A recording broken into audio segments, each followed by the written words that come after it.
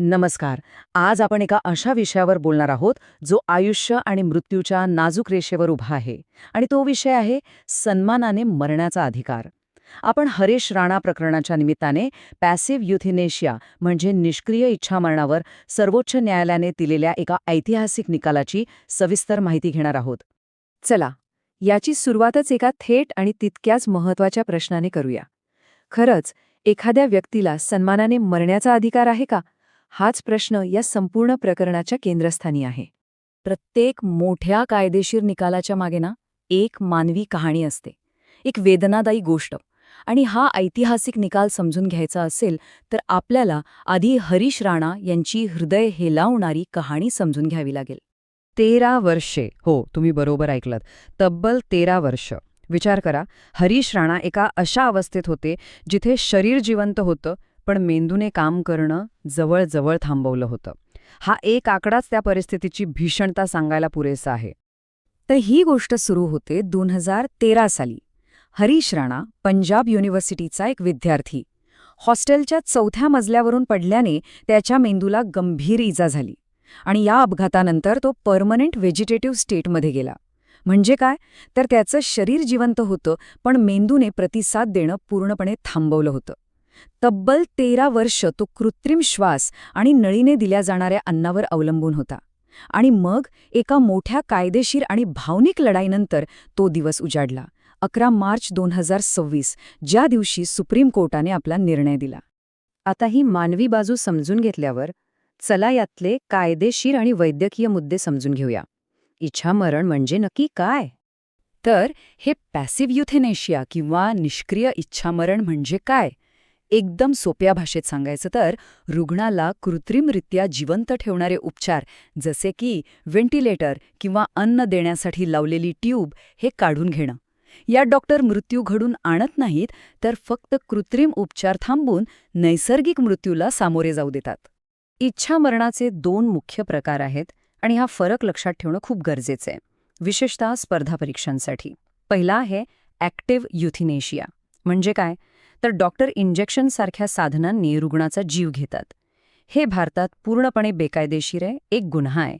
या उलट आहे पॅसिव्ह युथेनेशिया, ज्यात फक्त जीवनरक्षक उपचार थांबवले जातात. आणि हो, हेच काही विशिष्ट परिस्थितीत कायदेशीर मानलं गेलंय. बरं, मग या सगळ्याचा आपल्या संविधानाशी काय संबंध? चला तर मग तो दुवा जोडून बघूया. या संपूर्ण चर्चेचा कायदेशीर पाया आहे आपलं संविधान आणि त्यातलं कलम 21. हे कलम म्हणतं की कायद्याची प्रक्रिया पाळल्याशिवाय कोणालाही त्याच्या जीवितापासून किंवा स्वातंत्र्यापासून वंचित ठेवता येणार नाही. हाच तो जगण्याचा अधिकार आहे, ज्याचा अर्थ सर्वोच्च न्यायालयाने खूप व्यापक केला आहे. बघा, सुप्रीम कोर्टाने वेळोवेळी हे स्पष्ट केलंय की जगण्याचा अधिकार म्हणजे फक्त श्वास घेणं नाही, तर त्यात सन्मानाने जगण्याचा अधिकार, गोपनीयतेचा अधिकार यासारख्या अनेक गोष्टी येतात. आणि सगळ्यात महत्त्वाचं म्हणजे याच व्याख्येत काही विशिष्ट परिस्थितीत सन्मानाने मरण्याच्या अधिकाराचा सुद्धा समावेश केला गेला. आणि इथेच या प्रकरणाला एक नवी कायदेशीर दिशा मिळाली. अर्थात हा निकाल काही एका रात्रीत आलेला नाहीये. यामागे एक मोठा कायदेशीर प्रवास आहे. चला, या प्रवासातले काही महत्त्वाचे टप्पे पाहूया. हा प्रवास समजून घेण्यासाठी 2 केसेस खूप महत्त्वाच्या आहेत. पहिली 2011 मधली अरुणा शानबाग केस. या केसमुळे भारतात पहिल्यांदाच पॅसिव्ह युथेनेशियाच्या संकल्पनेला एक सैद्धांतिक मान्यता मिळाली. त्यानंतर आली 2018ची कॉमन कॉज केस. या केसने तर पॅसिव्ह युथेनेशियाला कायदेशीर मान्यता दिलीच, पण लिव्हिंग विल म्हणजे इच्छापत्राला सुद्धा वैध ठरवलं. याच 2 निकालांनी हरीश राणा प्रकरणाचा पाया रचला होता. आणि मग ह्या सगळ्या पार्श्वभूमीवर आला तो दिवस, तो ऐतिहासिक निकाल. आपण आता पुन्हा हरीश राणा प्रकरणाकडे वळूया. तब्बल 13 वर्षांच्या संघर्षानंतर 11 मार्च 2026 रोजी न्यायमूर्ती जे.बी. पार्डीवाला आणि न्यायमूर्ती के.व्ही. विश्वनाथन यांच्या खंडपीठाने तो ऐतिहासिक निकाल दिला, ज्याने देशात एका नव्या चर्चेला सुरुवात केली. पण या निकालाला ऐतिहासिक का म्हटलं जातं?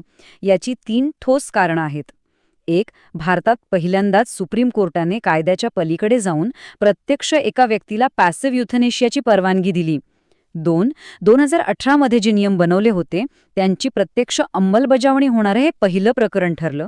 आणि 3. या निर्णयामुळे सन्मानाने मरण्याचा अधिकार हा फक्त पुस्तकातला नियम न राहता तो एका व्यक्तीसाठी वास्तवात उतरला.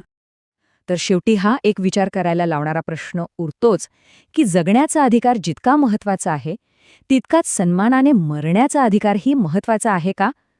या निकालाने जरी एक कायदेशीर उत्तर दिलं असलं तरी यावरचा सामाजिक आणि नैतिक संवाद यापुढेही सुरूच राहील.